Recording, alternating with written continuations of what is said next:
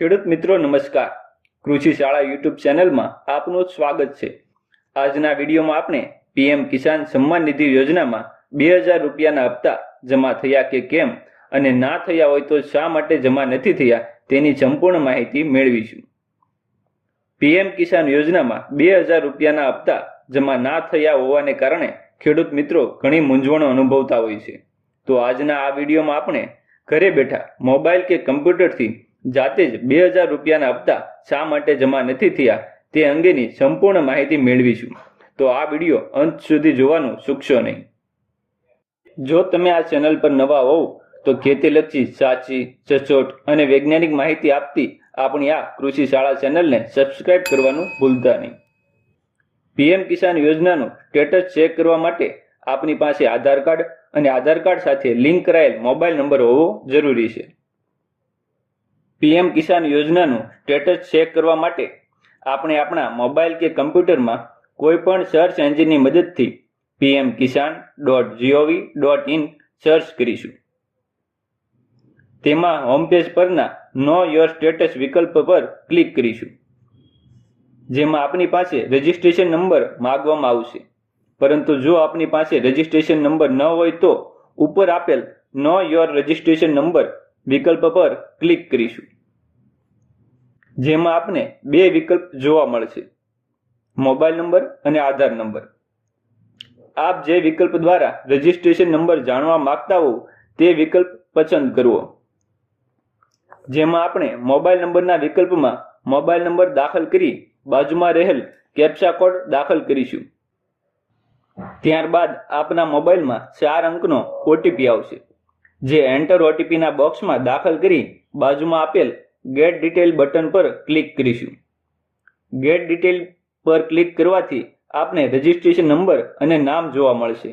અહીં આપણે આપનો રજિસ્ટ્રેશન નંબર નોંધી અથવા કોપી કરીશું. ત્યારબાદ આપણે ઉપરના બેક વિકલ્પ પર ક્લિક કરીશું, જેમાં આપણે ફરીવાર હોમ પેજ પરના નો યોર સ્ટેટસ વિકલ્પ પર ક્લિક કરીશું, જેમાં આપણે એન્ટર રજિસ્ટ્રેશન નંબરના બોક્સમાં નોંધેલ કે કોપી કરેલ રજિસ્ટ્રેશન નંબર અને બાજુમાં રહેલ કેપ્ચા કોડ દાખલ કરી ગેટ ઓટીપી બટન પર ક્લિક કરીશું. ત્યારબાદ આપણા મોબાઈલમાં 4 અંકનો ઓટીપી આવશે, જે મોબાઈલ ઓટીપીના બોક્સમાં દાખલ કરી ગેટ ડેટા બટન પર ક્લિક કરીશું, જેમાં આપને આપની પર્સનલ માહિતી બતાવવામાં આવશે. તેમાં એલિજિબિલિટી સ્ટેટસ પર ક્લિક કરવાથી લેન્ડ સીડિંગ, આધાર બેંક એકાઉન્ટ સીડિંગ અને ઈ-કેવાયસી એમ 3 ઓપ્શન જોવા મળશે. એમાં ત્રણેય ઓપ્શન સામે યસ લખાયેલું હોય તો કોઈ પણ પ્રકારનો પ્રોબ્લેમ નથી.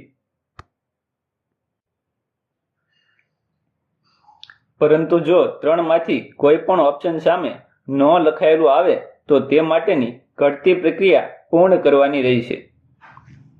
જેમાં લેન્ડ સીડિંગ સામે નો લખાયેલું હોય તો ખેતીવાડી શાખાનો સંપર્ક કરવો. આધાર બેંક એકાઉન્ટ સીડિંગ સ્ટેટસ સામે નો લખાયેલું હોય તો આપની બેંકમાં જઈ આધાર સીડિંગ કરાવવાનું રહેશે. અને જો ઈ-કેવાયસી સ્ટેટસ સામે નો લખાયેલું હોય તો ઈ-કેવાયસી કરાવવાનું રહેશે. ઈ-કેવાયસી આપના મોબાઈલથી કેવી રીતે કરવું તે માટેનો વિડીયો ઉપર આપેલ આઈ બટન પર ક્લિક કરવાથી અથવા ડિસ્ક્રિપ્શન બોક્સમાં વિડીયોની લિંક આપેલ છે, જે જોઈ આપ જાતે જ ઈ-કેવાયસી કરી શકશો.